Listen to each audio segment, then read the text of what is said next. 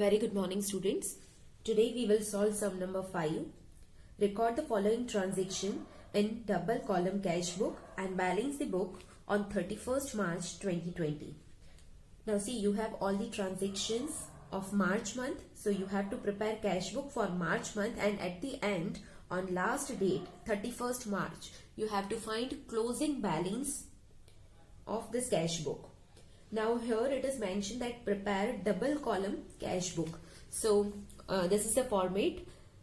As it is double column cash book, so you have to prepare two columns to record amounts, one for cash and one for bank. Yes, जब cash के through कुछ transaction हो रही है, like we are receiving cash or we are giving cash. Yes, payment is made in cash. So we will record in cash column. Yes, but जब bank से related कोई transaction है, like हमें check receive हुआ है या हमने किसी को चेक दिया है, चेक इश्यू किया है, यस, सो वहां पे बैंक के थ्रू पेमेंट हो रही है या बैंक के थ्रू पेमेंट रिसीव हो रही है. Yes, so we have to record that transaction, amount of that transaction in bank column.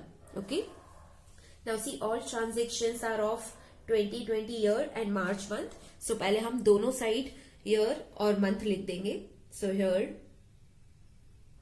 2020 and March month, and same on the side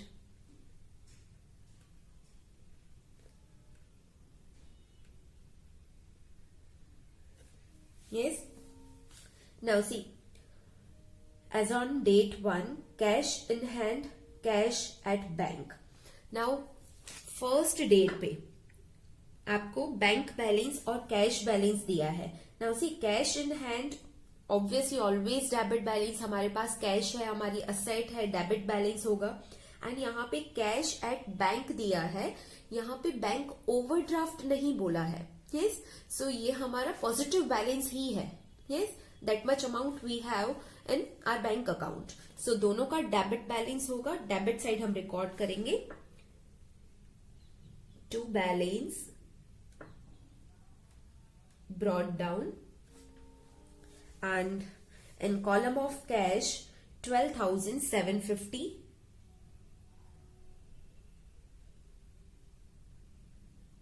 and in column of bank 72,400.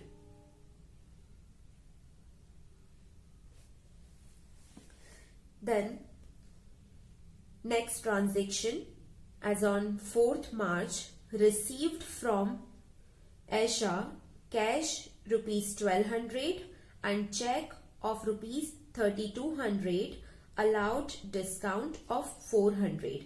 Now see, यहाँ पे हमें cash receive हो रहा है, we are getting cash. Yes, so cash comes in, हम debit side record करेंगे. Same जो हमारे पास चेक आ रहा है थ्रू बैंक, हमें कुछ पैसे मिल रहे हैं 3200, उसके लिए जो चेक आ रहा है वो भी बैंक के पास जाएगा. Yes, so bank is receiver, again debit side.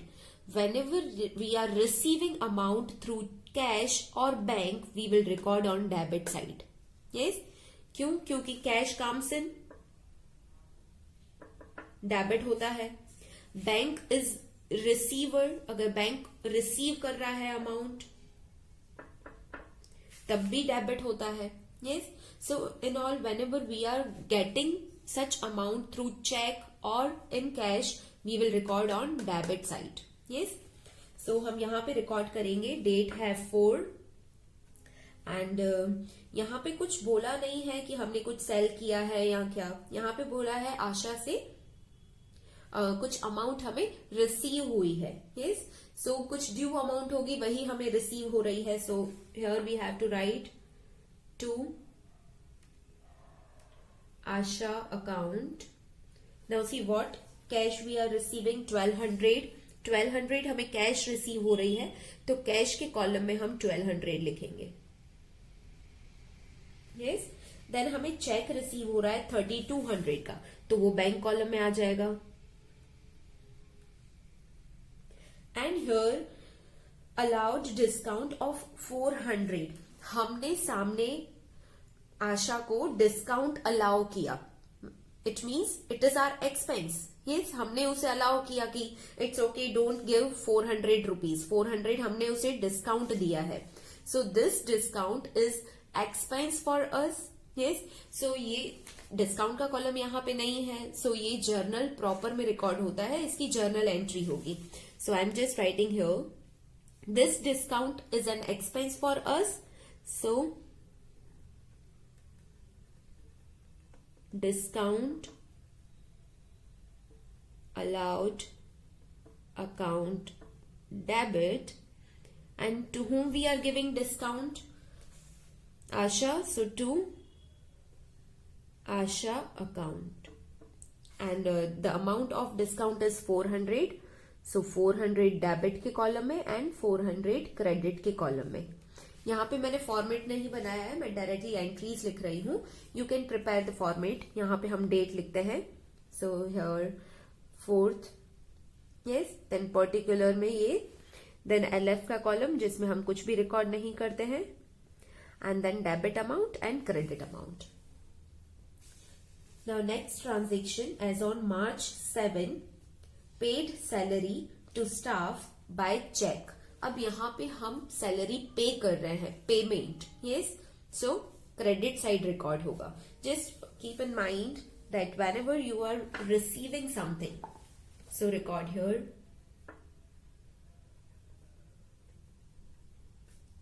yes, all receipts will be recorded here and all payments will be recorded here.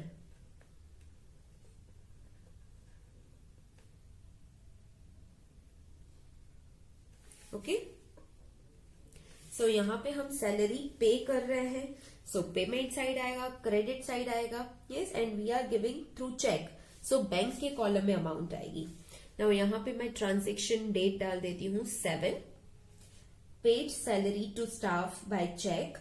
Here हम स्टाफ को पे कर रहे हैं कि कोई पर्सन का नाम दिया है, बट हियर एक्सपेंसेस गिवन, हम पे कर रहे हैं सैलरी अमाउंट के लिए। यस, सो सैलरी हमारा एक्सपेंस है, so here we have to record by salary account.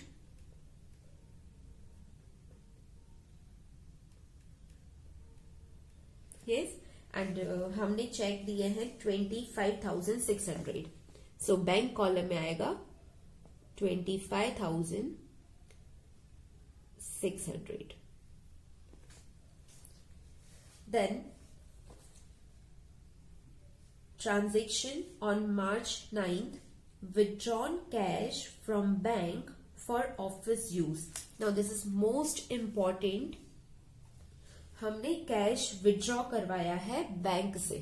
सो सबसे पहले हमारे पास क्या आया? कैश आया होगा। Yes, cash comes in. So cash column तो डेबिट होना चाहिए, as we are receiving cash, cash comes in. Yes, so पहले मैं अमाउंट लिख देती हूँ। ट्रांजेक्शन डेट है 9 and the amount which we are withdrawing that is 21,900। 21,900 इतना कैश तो हमारे पास आया होगा as we are withdrawing. Now ये जो मैंने विड्रॉ करवाया है वो बैंक से विड्रॉ करवाया है। सो दूसरा एस्पेक्ट क्या है? Bank. Yes, bank is giver, so bank credit होना चाहिए। सो बैंक का कॉलम क्रेडिट होगा 21,900 से। Yes, we are getting cash, so cash column, cash account will be debited, and on other side bank is giver, bank हमें वो amount दे रहे हैं, so bank का कॉलम क्रेडिट साइड आएगा। Now ये एक ऐसी ट्रांजेक्शन है जिसमें कैश और बैंक दोनों एस्पेक्ट आए हैं। Yes, we are using both sides with different columns. Yes, एक हम डेबिट साइड यूज कर रहे हैं कैश कॉलम से, हम क्रेडिट साइड यूज कर रहे हैं बैंक कॉलम से। So cash and bank both will be affected, both balances will be affected. So इस ट्रांजेक्शन को हम बोलते हैं कॉन्ट्रा ट्रांजेक्शन। yes? अब ये कॉन्ट्रा ट्रांजेक्शन है तो इसका रूल है कि आपको LF के कॉलम में कंपल्सरी C लिखना है, that is for Contra. Yes, अब यहाँ पे हम डिटेल में क्या लिखेंगे? एज यू नो हम ऑपोजिट लिखते हैं। यस, जैसे अगर मुझे इसकी जर्नल एंट्री लिखनी है तो हम जर्नल एंट्री क्या लिखते हैं? Cash account debit to bank account. Yes, so cash account debit side हमने रिकॉर्ड किया, बट हम नाम ऑपोजिट लिखते हैं। सो यहां पे आ जाएगा to bank account. Yes, same bank हमने क्रेडिट तो किया है, यहां पे बैंक क्रेडिट होता है। सो बैंक हमने क्रेडिट तो किया है, बट नाम ऑपोजिट आता है। So here by cash account. Yes, ये बहुत सिंपल है। पहले आप अमाउंट रिकॉर्ड कर दो, then directly you can see you are recording in cash column. So यहां पे ऑपोजिट आएगा बैंक। यहां पे आप बैंक कॉलम में लिख रहे हो तो यहां पे ऑपोजिट आएगा cash. Yes, so this is contra transaction. In this way you have to record.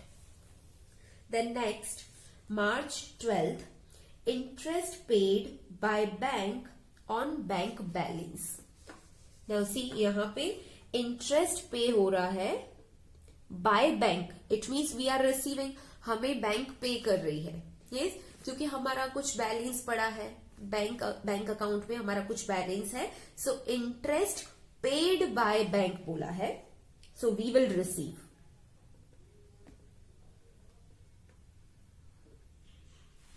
On our bank balance.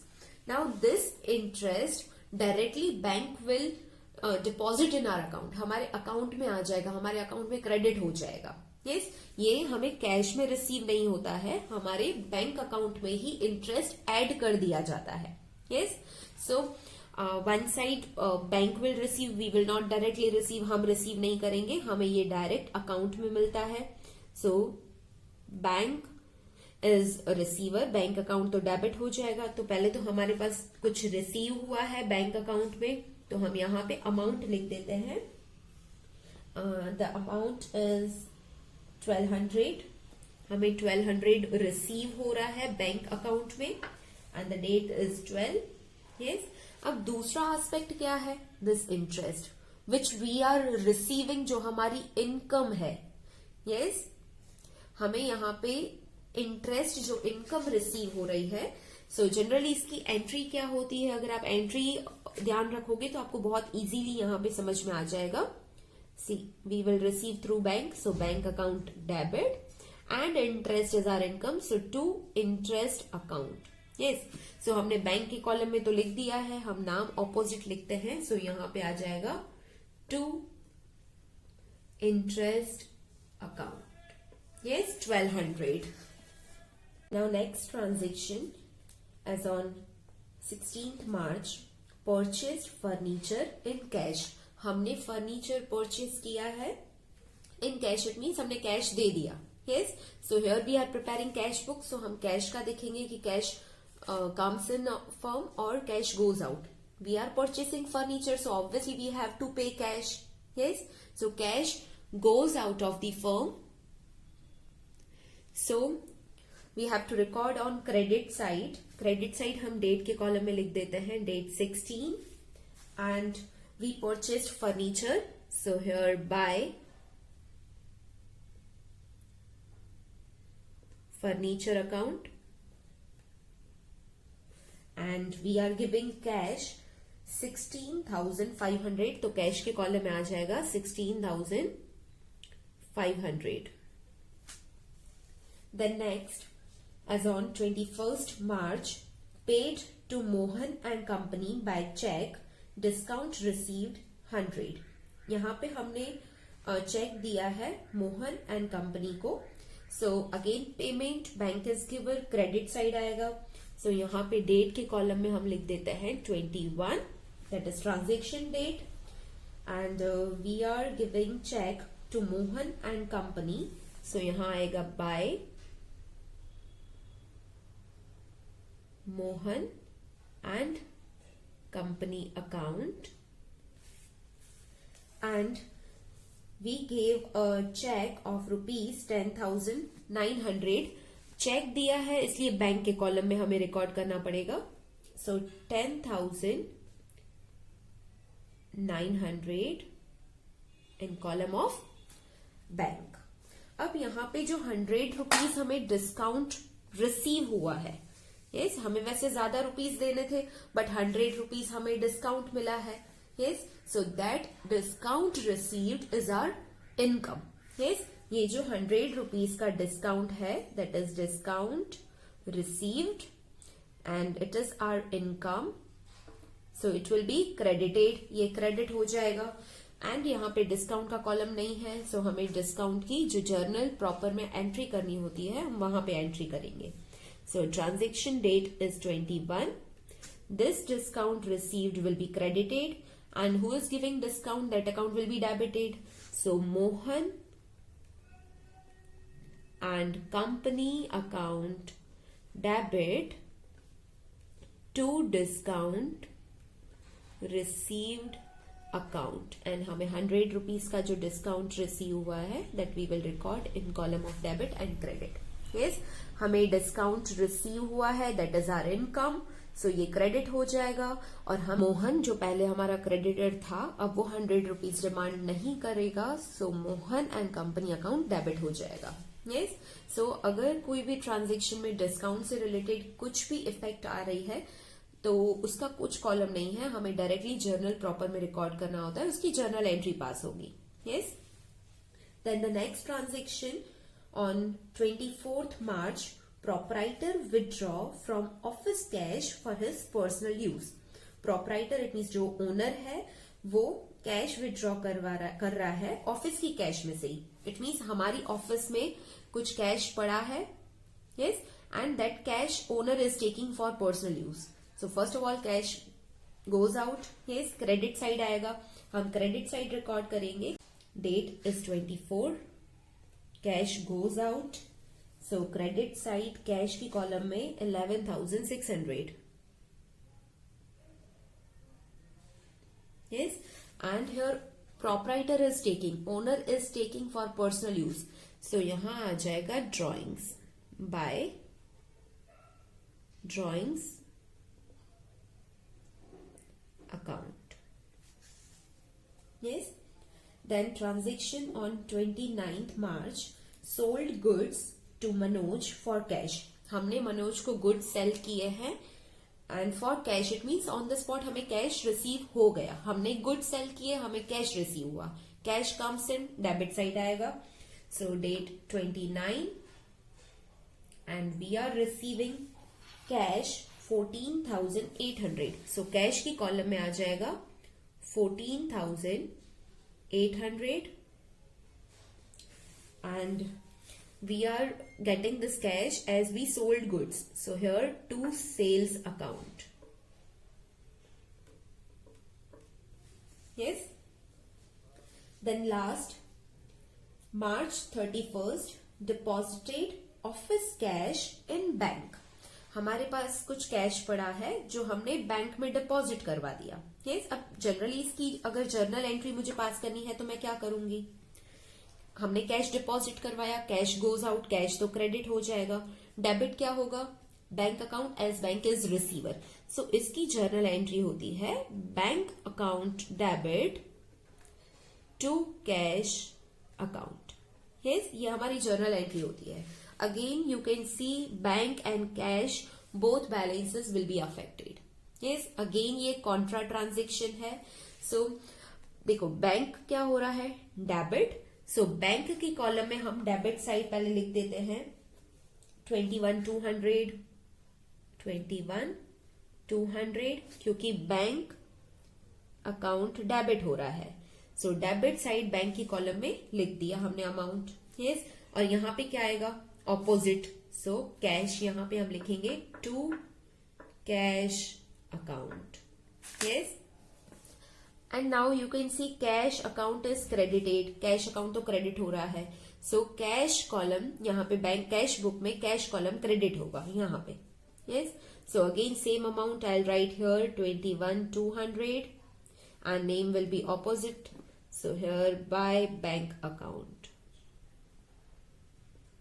And this is contra transaction. So you have to write C for contra transaction in LF column. And the date is 31st March. Yes, again I repeat this last transaction. See cash comes in, हम deposit करवा रहे हैं, cash goes out. So cash column तो देखो credit ही होगा क्योंकि cash यहां से जा रहा है, तो कैश क्रेडिट होगा। एंड सामने बैंक रिसीव कर रहा है, सो बैंक डेबिट होना चाहिए। सो सी बैंक कॉलम तो डेबिट ही हो रहा है। एंड एज यू नो, अगर हम डेबिट साइड रिकॉर्ड कर रहे हैं तो हम नाम क्रेडिट साइड वाले का लिखते हैं, यस ऑपोजिट लिखते हैं। सो जब हमने बैंक अकाउंट डेबिट किया तो यहाँ पे ऑपोजिट कैश लिखा, और जब हमने कैश अकाउंट क्रेडिट किया तब हमने यहाँ पे ऑपोजिट बैंक अकाउंट लिखा, yes. And the most important, you have to write C for contra transaction in column of LF। नाउ हमें कैश का कॉलम भी क्लोज करना है, बैंक का कॉलम भी क्लोज करना है, यस। अब टेम्पररी मैंने दोनों साइड का टोटल करके रखा हुआ है। कैश साइड का मैंने जब टोटल किया तो वो आया 50,650, and cash he column but credit side का टोटल किया तो टोटल आया 49,300। अब जब हम अकाउंट क्लोज करते हैं तो रूल क्या है, जो ज्यादा वाली अमाउंट है हमें उसी से ही अकाउंट क्लोज करना होता है, यस। सो यहां पे पहले मैं सिर्फ कैश कॉलम ही टोटल करूंगी। मेक श्योर आप जो टोटल लिखोगे वो सेम लाइन में आना चाहिए, यस। सो ये ज्यादा अमाउंट है तो अकाउंट क्लोज होगा इस अमाउंट से। सो हम यहां पे लिख देते हैं 50,650। Same here 50,650।